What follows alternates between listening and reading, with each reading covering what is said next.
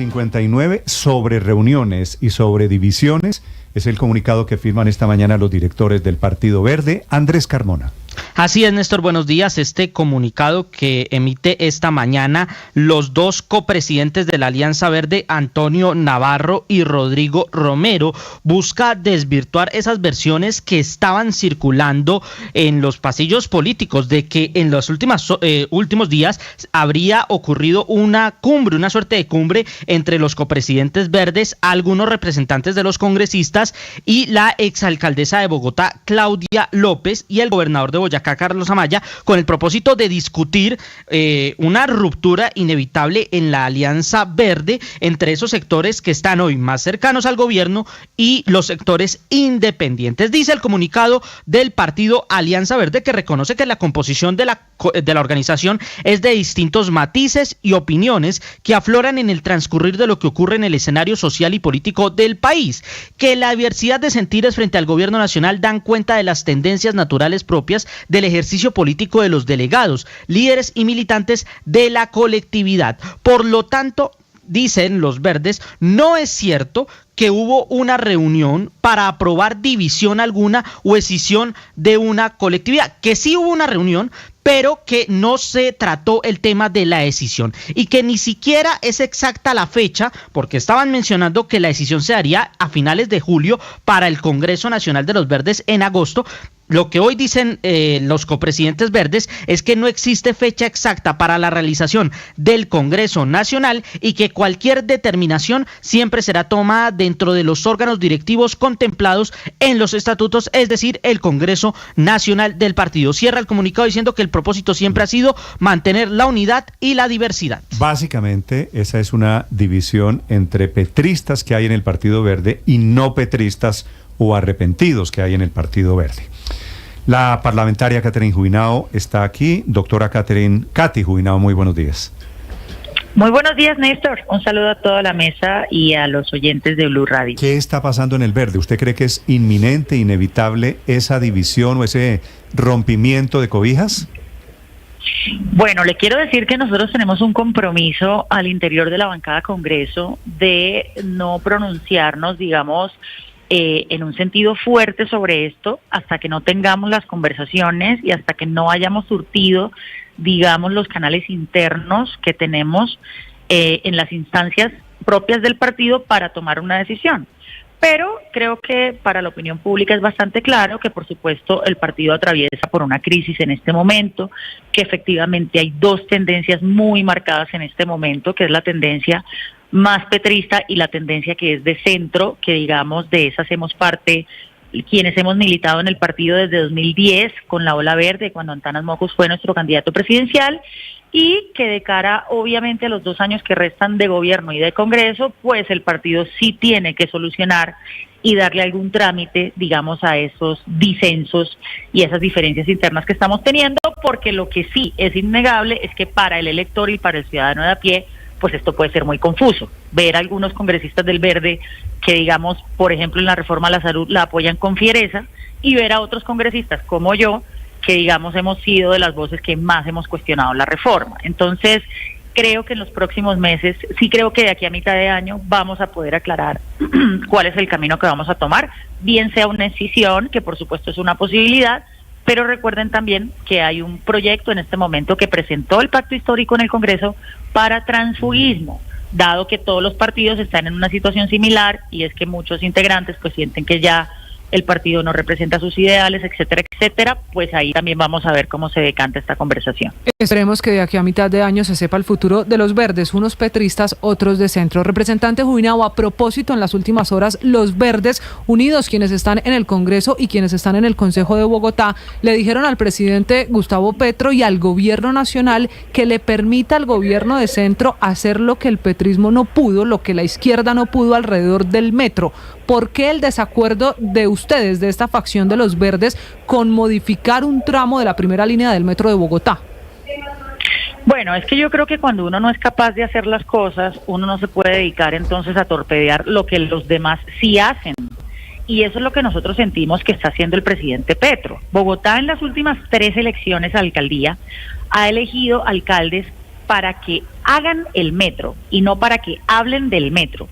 Y ese fue el mandato que asumió Enrique Peñalosa en 2016. Él logró estructurar, viabilizar, apropiar los recursos y contratar el metro, cosa que el presidente Petro 4 años antes, y teniendo él la posibilidad de hacer lo mismo, no lo hizo. Y las dos alcaldías siguientes, que son las de Claudia López y son las de Carlos Fernando Galán, simplemente están comprometidas con un mandato popular que en un 70% de los votos votó por el centro y votó por el metro elevado. Entonces aquí ya no caben discusiones ni saboteos de si el metro es subterráneo o es elevado, por Dios. Aquí lo que el presidente Petro debería estar haciendo, y que es la invitación que le hicimos ayer, es a que se una con el alcalde Galán y estructure la tercera línea del metro. Ya Peñalosa dejó la primera línea del metro contratada. Claudia López dejó la segunda línea del metro, que es subterránea, la que va a Suba y Engativá, metro subterráneo, ya lo dejó estructurado y este año se va a contratar. O sea, el alcalde Galán va a contratar la segunda línea del metro.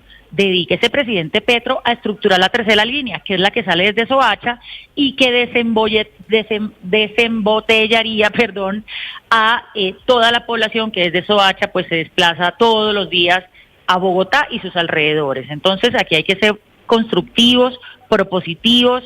El metro en la primera línea en Bogotá va y no tiene reversa y ni un paso atrás, y en eso apoyamos plenamente al alcalde Galán y le pedimos al presidente Petro ya dar por superada esta discusión y más bien concentrarse en la tercera línea. Sí, representante, ¿y qué pasaría frente a la posibilidad de que el gobierno no financie o frene el desembolso de recursos? Porque al final aquí el metro de Bogotá no tiene reversa, pero el 70% de su financiación depende del presupuesto nacional.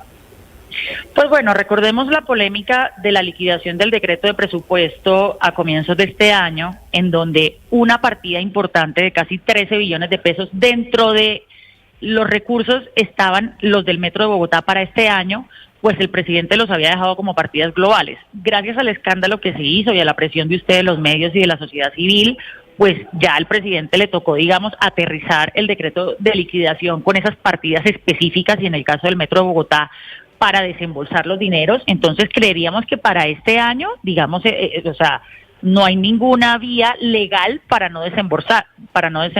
O sea, no desembolsar sería una ilegalidad, sería un incumplimiento contractual y expondría a Bogotá a múltiples demandas y a la nación. No creemos que para este año ya, digamos, el presidente Petro pueda atravesársele de ninguna manera al desembolso de esos recursos. Tendríamos que estar obviamente muy vigilantes para que en 2025 también se cumpla, en 2026.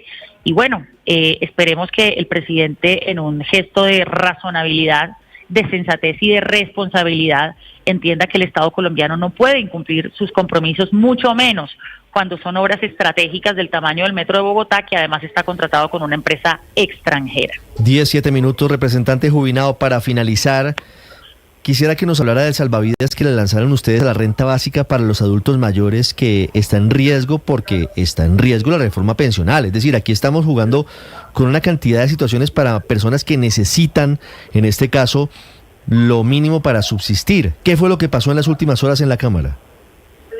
Bueno, parándonos desde una óptica de nuevo constructiva, creo que lo que pasó ayer en la Cámara de Representantes es muy importante, porque lo que hicimos fue tratar de rescatar lo que consideramos una buena propuesta del Gobierno Nacional. No todas las propuestas del Gobierno Nacional están mal planteadas, hay algunas que están bien planteadas.